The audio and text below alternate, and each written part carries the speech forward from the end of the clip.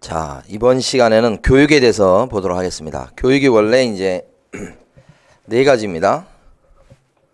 실무교육이라는 게 있어요. 실무교육은 창업할 때 받는 교육 이렇게 생각하시면 되고, 직무교육이라는 게 또 있습니다. 직무교육은 보조원으로 취직할 때 받는 교육, 이렇게 시장에 들어올 때 받는 교육이 있고, 일하다가 중간에 받는 교육도 있어요. 연수교육 중간에, 그 다음에 사고 막는 예방교육, 사고 예방교육.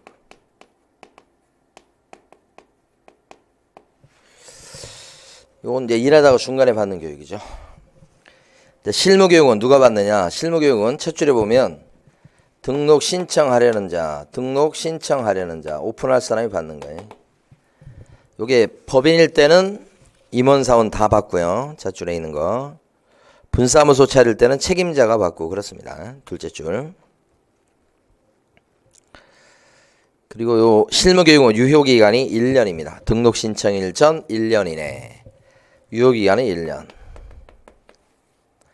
누가 실시하는 거냐? 시도지사가 하는 걸 받는 거야. 시도지사. 그러니까 등록하는 날이 요 날이면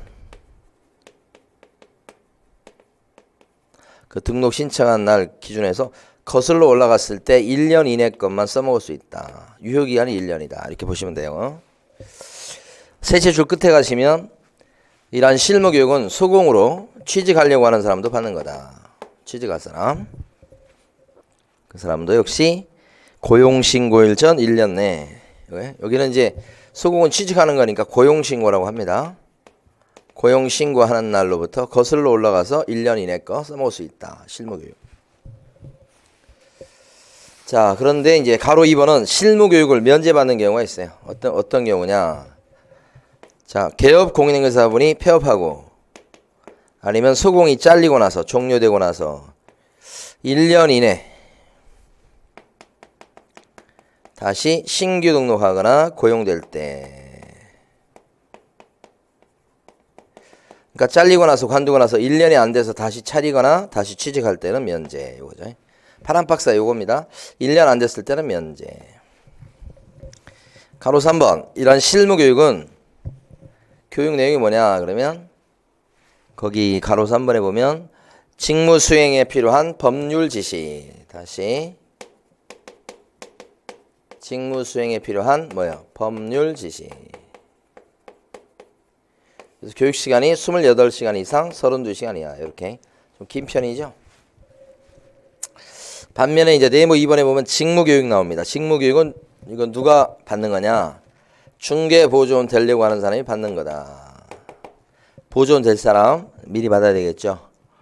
요것도 보면 누가 받느냐? 가로 2번에 보면 고용관계 고용신고일 전 1년 이내 거. 요것도 이제 직무교육도 1년 이내 것만 유효. 그리고 직무교육은 누가 실시하는 거냐? 시도지사 아니면 등록관청이 하는 거. 등록관청. 가로 1번에 나오죠. 시도지사 또는 등록관청이 실시하는 직무교육을 받아야 되겠다. 이렇게.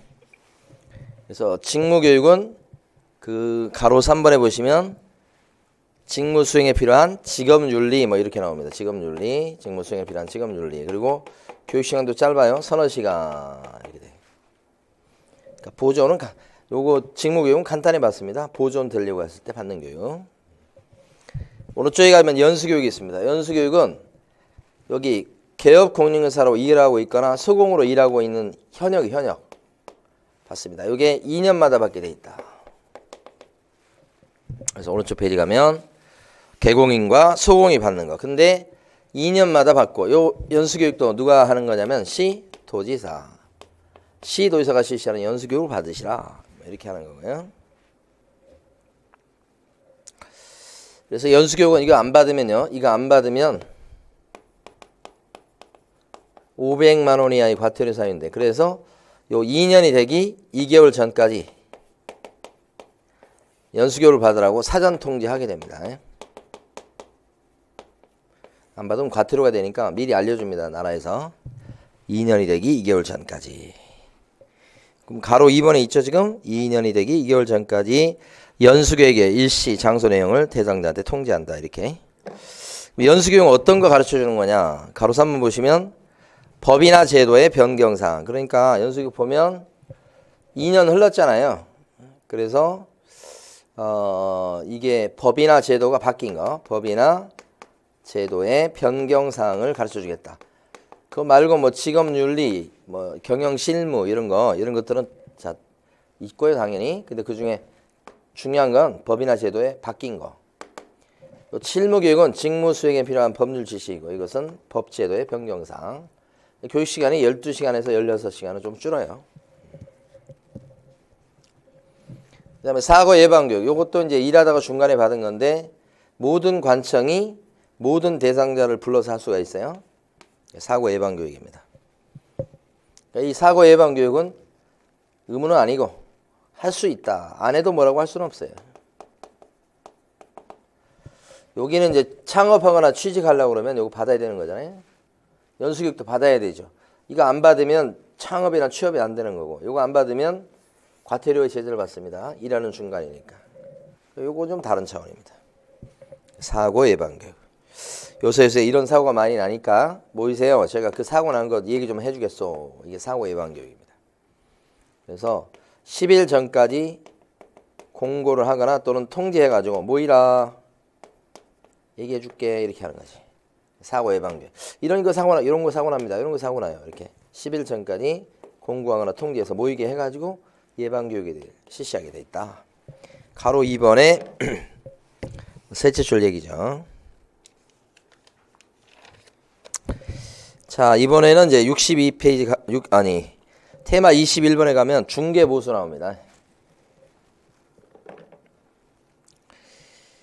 중개보수는 일단 거기 보수청권 이렇게 돼 있고 보수청권은 보수 지급 시기, 중개보수는 언제 달라고 할 수 있느냐 이렇게 보면 의뢰가 있고 열심히 중개 서비스를 제공해서요 계약이 되죠. 계약.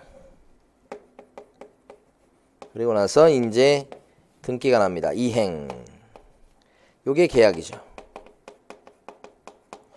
이런 과정을 도와주는 건데 보수 지급 시기는 당사자가 계약서 썼을 때 주기로 하면 요때고 이행, 즉 등기 났을 때 주기로 하면 요때고 그래요. 근데 보통 현실적으로는 뭐 잔금 때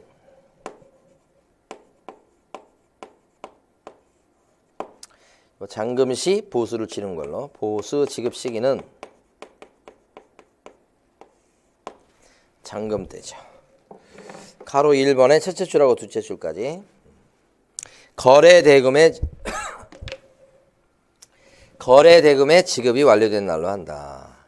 이거 잔금이죠. 다시 거래 대금의 지급이 완료된 때로 합니다. 아무 말이 없으면 계약 시간이에요. 약정이 없을 때 이런 얘기입니다. 약정이 없다면 대금 지급이 완료된 때로 한다. 우리 보통은 이제 잔금시 주죠. 이론적으로는 계약 시간, 요게 중개 완성이 돼서 이론적으로 여기가 맞는 거예요, 사실은. 이론은 안 가고요. 현실로 갑니다. 잔금시다. 그 다음에 가로 2번은 어떤 거냐면 계약이 깨지면 어떻게 하느냐. 계약이 깨진 거. 계약이 이행되지 않고 깨지면 무효가 되거나 취소가 되거나 해제가 되면 어떻게 되느냐. 일단은 책임이 원인이 개업 공인중개사한테 책임이 있다면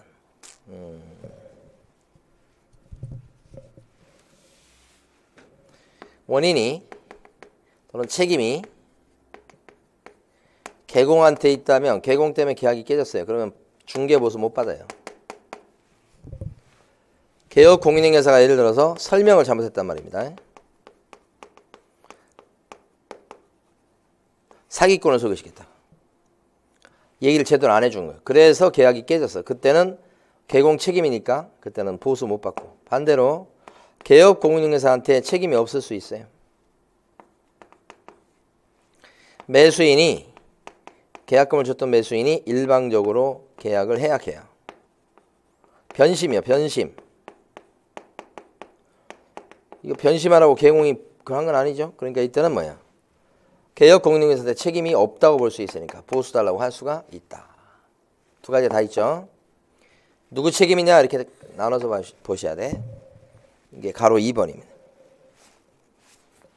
그 다음에 중개보수는 법정 한도가 있습니다요. 법정 한도. 중개보수에 대해서 법정 한도를 보면 요걸 지켜서 받아야 되고 넘어가면 걸려요. 금지행위가 되죠. 이게 법정 한도가 주택일 때 하고 주택 외 물건일 때 하고 법정 한도를 정하는 게 좀 달라요.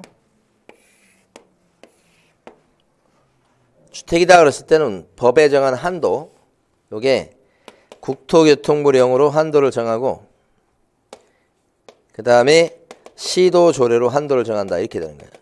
시도조례표가 있죠. 주택은. 그 시도조례표가 이렇게 생겼다면 거기 이제 요일표가 나올 거예요. 그 조례표 범위 요 안에서 상호 약정에 따라서 중개보수를 주고받는다 이렇게 하시면 돼요. 근데 달라진 점은 국토교통부령에서 세부적 내용을 갖다가 정해놨어요. 여기서 별표예요. 별표 3 이렇게 돼 있는데 여기서 박스가 정해져 있어요. 요 안에서 시도조례로 또 정하고 또 이거 박스 정해집니다. 그 안에서 약속 이렇게 되죠. 국토부령에 지금 별표 3이 나오는 거예요. 이걸 암기할 필요는 없어요. 근데 지금 서울시 조례 같은 경우는 요 별표 3과 서울시 조례가 똑같아요. 그러니까 결국은 국토부령이 정하는 범위 안에서 조례표가 정하는 범위 안에서 약정인데 이 조례표가 요거하고 똑같더라고. 요거하고 요가 똑같아. 오른쪽에 나와 있는 거. 주택 외 물건은요. 가만히 봐봐요. 요것은 이제 주택 빼고 뭐 상가나 토지나 오피스텔 같은 거 얘기합니다. 이건 국토교통부령으로 법정 한도를 정하고요. 그 안에서 약정에서 주고받는 겁니다. 약정 이렇게. 여기는 조례표가 없죠. 주택 외 물건은. 근데 중요한 건 주택의 물건은 가만히 보면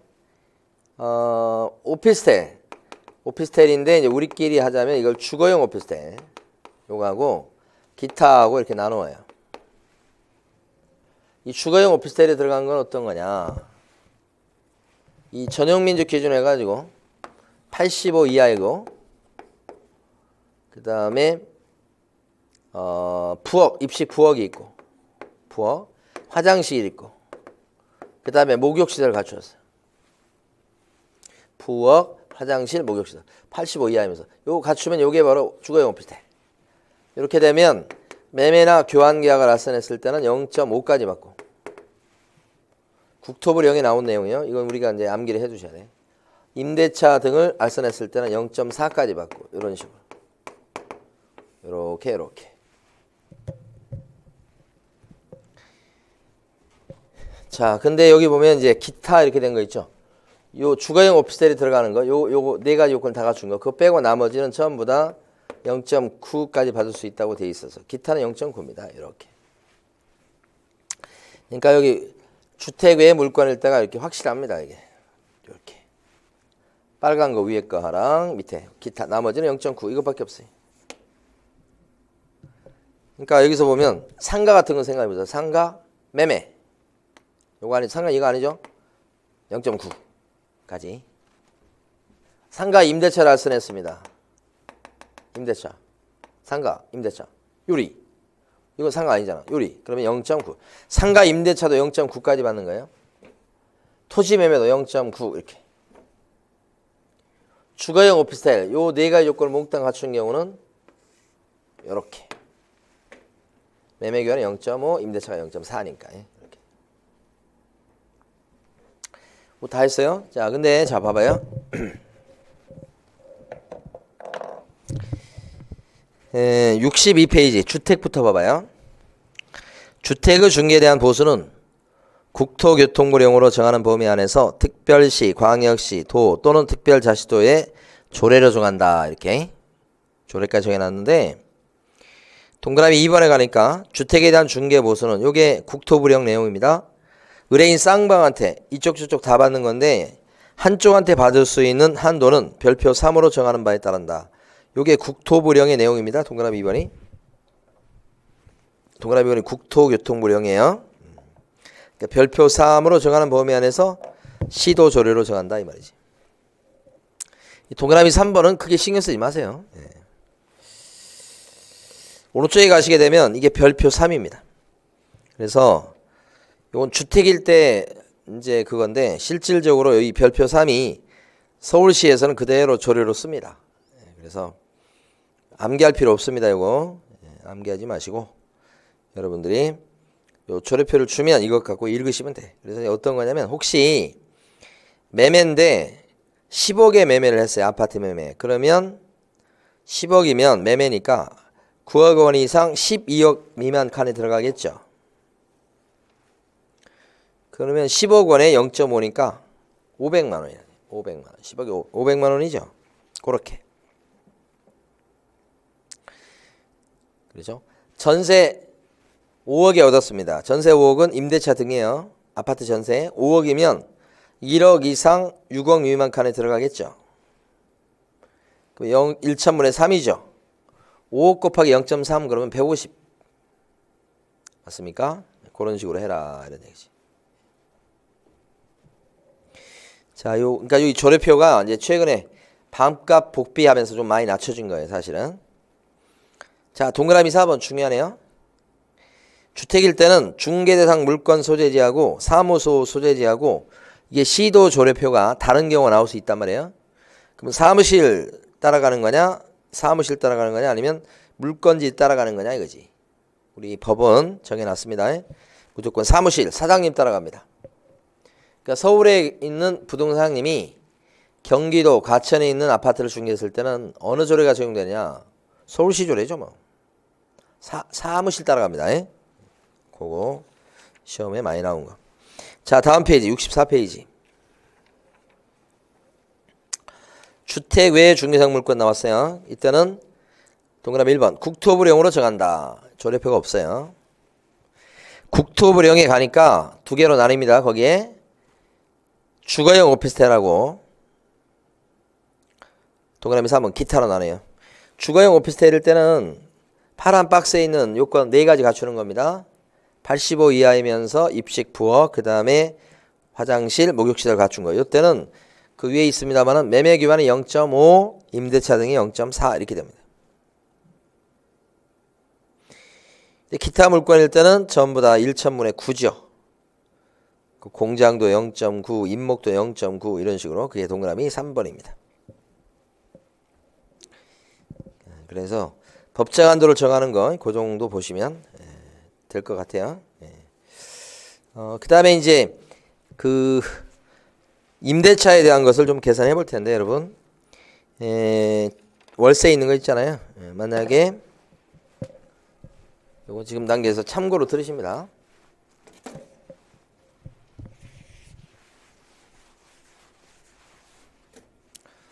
보증금 1,000만 원에 보증금 4천에 월세가 40만 원짜리 주택 임대차 계약을 할성했다. 40만 원, 4천에 40. 그럼 어떻게 되면 4천에 40은 여기다 곱하기 100을 하면요 4천이 돼요. 40만 400만 4천. 4천인데 원래 보증금 여기가 지금 얼마 있었습니까? 4천이 있었죠. 그러면 원래 보증금에다가 이 월세를 곱하기 100에서 환산한 걸 더합니다. 합친 금액이 8천 나오죠. 그럼 요게 조례표를 보셔야 돼. 그래서 63페이지가 조례표라고 가정하고요. 요건 월세니까 2번 임대차 등을 보셔야 돼. 아래 거. 금액이 얼마예요? 금액이 8천이면 5천 이상 1억 미만 칸에 들어가죠. 그러면 0.1천분의 4죠. 여기다가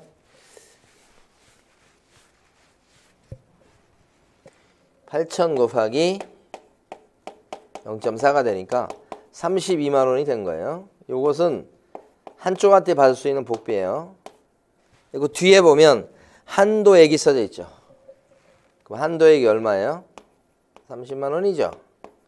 이걸 절대 못 넣는다 이거지. 그러면 곱해서 나온 금액이 32만 원이라도 한쪽한테 받을 수 있는 부피는 30으로 줄어요. 이렇게 계산한다. 이렇게. 이 정도 일단 봐주시면 되겠습니다. 자, 이번 시간은 여기까지 하도록 하겠습니다.